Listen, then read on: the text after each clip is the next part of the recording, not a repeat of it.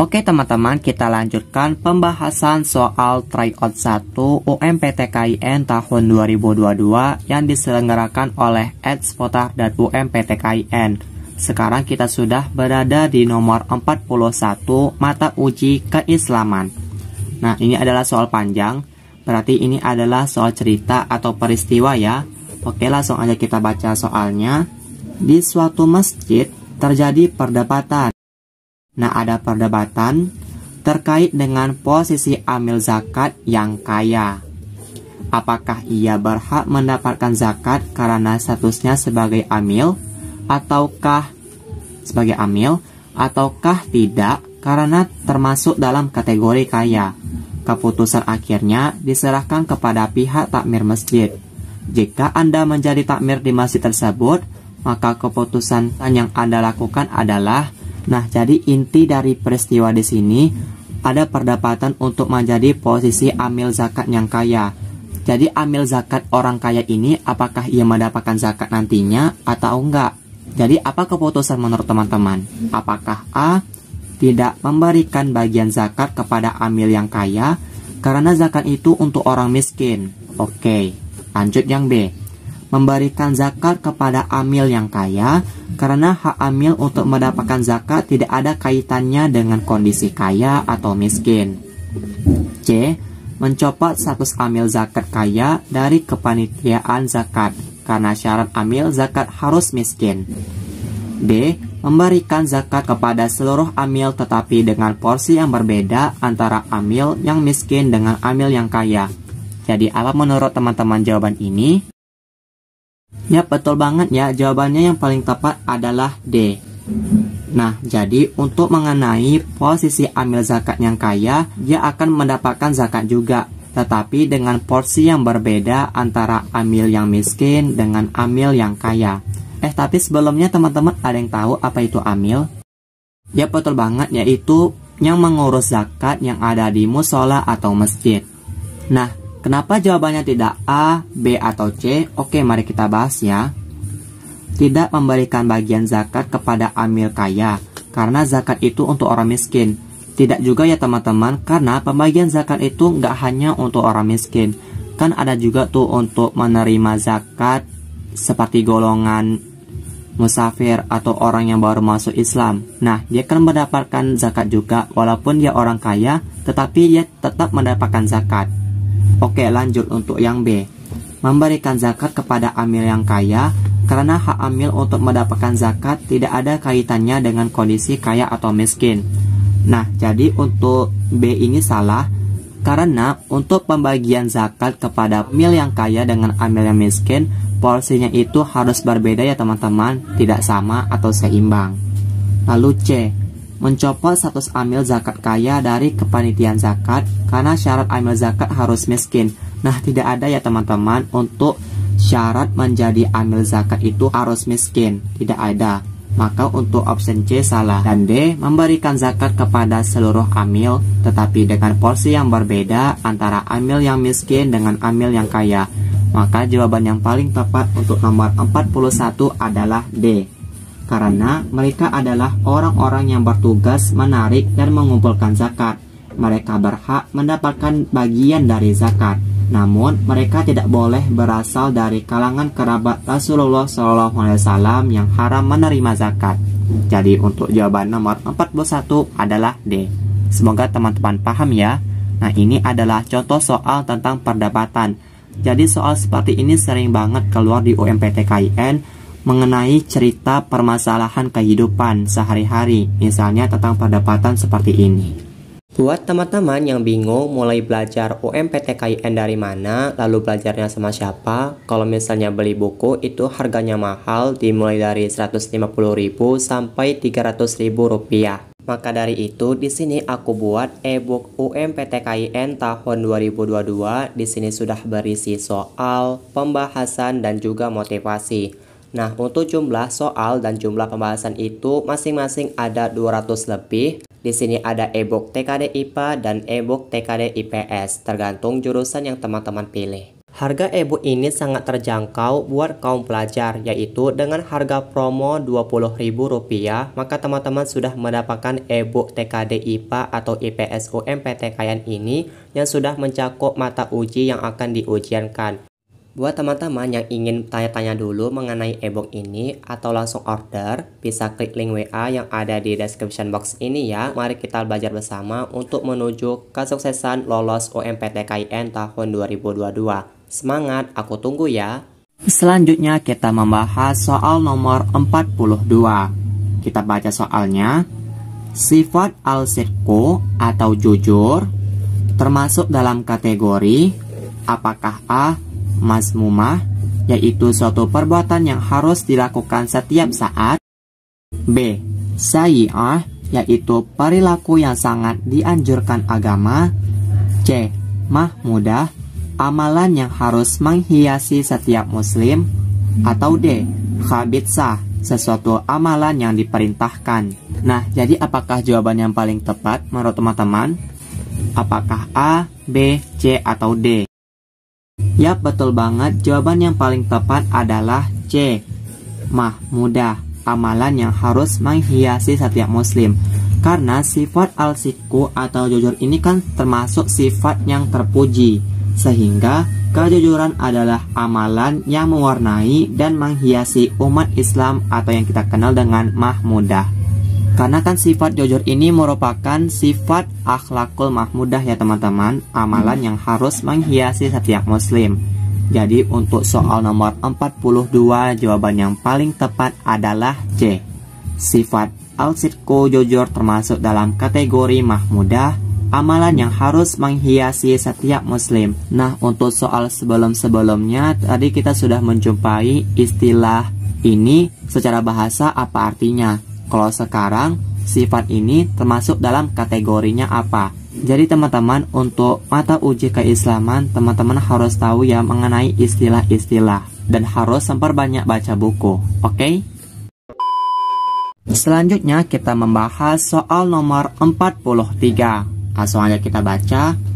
Akhir-akhir ini muncul pernyataan ada beberapa produk makanan dan minuman yang kurang jelas status kehalalannya. Kurang jelas ya, karena tercampur dengan bahan yang diharamkan. Wah, berikut ini yang menjadi faktor keharaman makanan dan minuman adalah, berarti di sini kunci perintah soal ini yaitu faktor keharaman makanan dan minuman ya teman-teman. Jadi untuk cerita ini sebenarnya hanya untuk memperlama aja kita mengerjakan soal ini. Oke, apakah jawabannya A. mengandung najis, memabukkan, dan membahayakan jiwa? Atau B. tidak berlabel halal meskipun menyehatkan? C. mengandung unsur-unsur kimiawi. D. bercampur dengan minyak zaitun. Nah, ini soalnya mudah ya teman-teman. Apakah jawaban yang paling tepat faktor keharaman makanan dan minuman adalah? Yap, betul banget, jawabannya adalah A. Karena yang namanya makanan minuman itu yang bersifat najis itu adalah haram, tidak boleh kita konsumsi. Memabukkan lagi, nah ini kan tidak boleh. Membahayakan jiwa lagi, itu tidak boleh kita konsumsi yang mengandung najis, memabukkan, dan membahayakan jiwa. Oke, kita lihat dulu yang B. Tidak berlabel halal meskipun menyehatkan. Nah, kalau misalnya makanan tersebut berlabel haram berarti meskipun menyehatkan tetap aja kita tidak boleh untuk mengonsumsi. Karena ada alasan Allah kita tidak boleh untuk mengonsumsi makanan atau minuman tersebut. Kemudian C. mengandung unsur-unsur kimiawi. Nah, ini sudah pasti kita tidak boleh untuk mengonsumsi. Ini adalah haram. Bercampur dengan minyak zaitun. Nah, kalau minyak zaitun ini kan makanan minumannya menjadi halal ya, maka ini bukan merupakan faktor keharaman makanan dan minuman. Ini adalah halal, minyak zaitun ini adalah halal. Dan soal makanan minuman ini merupakan contoh soal fikih ya, sering juga keluar di soal UMPTKN di setiap tahunnya. Maka dari itu teman-teman harus pelajari juga ya tentang materi makanan minuman yang mana halal dan mana yang haram. Sekarang kita membahas soal nomor 44. Langsung aja kita baca soalnya. Dengan alasan efisiensi waktu dan biaya, akhir-akhir ini banyak orang lebih memilih transaksi secara online untuk memenuhi kebutuhannya. Mereka memesan barang dan melakukan transfer pembayaran sesuai kesepakatan. Hukum dari transaksi jual beli semacam ini adalah: apakah A. tidak diperbolehkan karena adanya kesepakatan tambahan keuntungan dari modal awal, B. tidak diperbolehkan karena tidak pernah dilakukan oleh Nabi SAW, C. diperbolehkan karena ada kesamaan dengan akad salam, D. diperbolehkan karena saling menguntungkan kedua belah pihak. Nah, jadi menurut teman-teman, apakah jawaban yang paling tepat hukum dari transaksi jual beli menggunakan secara online yang melakukannya itu transfer pembayarannya sesuai kesepakatan? Ya, betul banget dong, jawabannya yaitu diperbolehkan karena ada kesamaan dengan akad salam. Karena melihat perkembangan teknologi pada zaman ini, yang penting kita tidak boleh keluar dari tatanan syariah. Dan karena di sini ada sesuai kesepakatan, maka boleh aja karena ada kesamaan dengan akad salam atau akad Islam. Nah, kita coba dulu ya teman-teman dari tiap optionnya. Tidak diperbolehkan karena adanya kesepakatan tambahan keuntungan dari modal awal.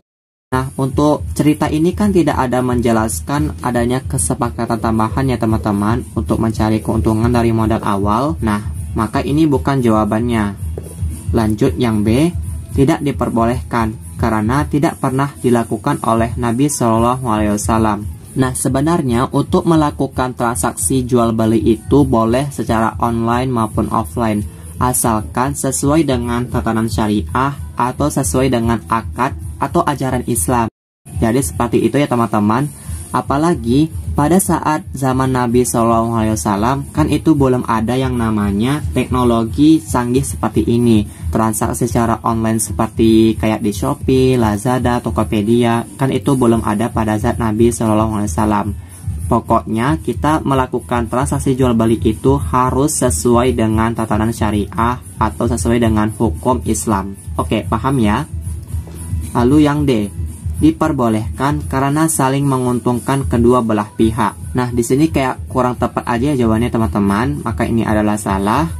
Maka untuk soal nomor 44, hukum dari transaksi jual beli semacam ini yaitu secara online yang melakukan transfer pembayaran sesuai kesepakatan, yaitu C, diperbolehkan karena ada kesamaan dengan akad salam. Nah, ketemu lagi kan dengan soal cerita tentang kehidupan kita sehari-hari. Ini adalah soal tentang fikih. Jadi teman-teman harus mengetahui hukum-hukumnya ya. Next, kita membahas soal nomor 45 yang merupakan soal terakhir untuk mata uji keislaman di soal tryout 1 UMPTKIN tahun 2022 yang diselenggarakan oleh Seputar dan UMPTKIN secara gratis. Oke, langsung aja kita baca soalnya. Imran adalah pedagang yang mendapat keuntungan bersih tiap bulannya yaitu 5.500.000. Nah, tiap bulannya dia mendapatkan keuntungan bersih. Ini 5.500.000 ya teman-teman. Ini nolnya berlebih. Oke, kita lanjut baca soalnya. Sebagai seorang wajib zakat, muzakir, ia wajib mengeluarkan zakatnya 2,5%. Nah, ini emang sudah ketentuannya teman-teman. Kalau kita sudah menjadi wajib zakat atau muzakir, kita harus wajib mengeluarkan zakatnya itu senilai 2,5%. Berapakah zakat mal yang harus dikeluarkan oleh Imran setelah 1 tahun? Nah, kalau 1 tahun ini ada berapa bulan? Yap, betul banget, ada 12. Maka kita kalikan dengan keuntungan bersih tiap bulannya yaitu 5.500.000, kita kalikan dengan 12. Karena kan untuk membayar zakat itu setelah 1 tahun. Jadi ini kita kaliin sama dengan berapakah hasilnya. Oke, kita coba ya. 55 dikali 12. Kita kalikan aja yang angka ini. Nolnya kita simpan dulu. 5 kali 2 oke 10. 5 kali 2 10. Tambah 1 berapa? Oke 11. 5 kali 1 berapa? Oke 5. 5 dikali 1, oke benar 5. Maka hasilnya itu 0. 1 tambah 5, 6. 1 tambah 5, 6. Maka hasilnya 660. Nah, kita masukin nol yang sudah kita simpan tadi. Ada 5 ya. 1, 2, 3, 4, 5. Titik titik. Nah, ada 66 juta rupiah. Nah, inilah keuntungan bersih selama 1 tahun oleh Pak Imran ini, yaitu 66 juta rupiah. Karena di sini ia haruskan zakatnya yaitu 2,5%, maka 66 juta ini kita kaliin dengan 2,5%. Nah, langsung aja teman-teman, 66 juta ini kita kalikan dengan 2,5%. Supaya kita mudah untuk mengalikannya, di sini kan ada koma. Kita bisa hilangkan komanya ini, asalkan 01 yang ada di sini kita hapus ya. Karena kan di sini ada 1 angka di belakang koma, maka ada 1 angka 0 yang ini kita harus hapuskan. Oke, langsung aja kita kaliin. Kita kalikan yang angka ini aja ya, 66 sama 25. Jadi yang 0 ini kita simpan dulu. 66 dikali 25. 6 kali 5 berapa? Oke, 30. 6 kali 5 berapa? 30. Ditambah 3 tadi. Oke, betul banget. Menjadi 33. 6 kali 2 berapa? Oke, 12. Kita simpan 1. 6 kali 2. Oke, yaitu 12. Tambah 1 tadi. Oke, menjadi 13. Kita tambahin. Ini 0, 3 tambah 2, oke 5, 3 tambah 3, oke 6, 1. Maka kita sudah mendapatkan jawabannya yaitu sama dengan 1650. Lalu kita masukin 0 yang sudah kita simpan tadi. Di sini ada 1, 2, 3, 4, 5. 1, 2, 3, 4, 5. 1, 2, 3 titik. 1, 2, 3 titik. Per 100. Nah, ini dia teman-teman. Nah, tinggal kita coretkan aja di sini nolnya. Untuk di sini nolnya ada 2. Kita coret. Maka di sini kita coret juga nolnya ada 2. Sama-sama kita coret nolnya ada 2. Maka hasilnya yaitu 165. Maka nolnya sini tinggal 1, 2, 3, 4. 1, 2, 3, 4. 1, 2, 3 titik. 1, 2, 3 titik. Maka jawabannya yaitu Rp1.650.000. Apakah jawaban ini ada di option? Yaps, ada dong, yaitu jawabannya C. Maka Pak Imran ini dia harus mengeluarkan zakatnya setelah 1 tahun, yaitu Rp1.650.000 jika dia mendapatkan keuntungan bersih tiap bulannya yaitu Rp5.500.000.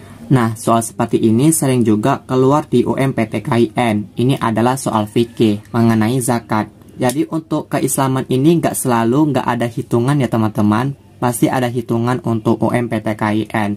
Biasanya itu ada 1 soal atau 2 soal. Bahkan bisa jadi tidak ada untuk soal hitungan di mata uji keislaman. Nah, jadi itu dia teman-teman pembahasan soal tryout 1 UMPTKIN tahun 2022 yang diselenggarakan oleh Exputar dan UMPTKIN secara gratis di mata uji keislaman nomor 41 sampai nomor 45. Nah, untuk pembahasan selanjutnya yaitu mata uji matematika dasar. Silahkan teman-teman tunggu untuk video selanjutnya ya teman-teman. Sampai jumpa di video aku selanjutnya. Bye-bye.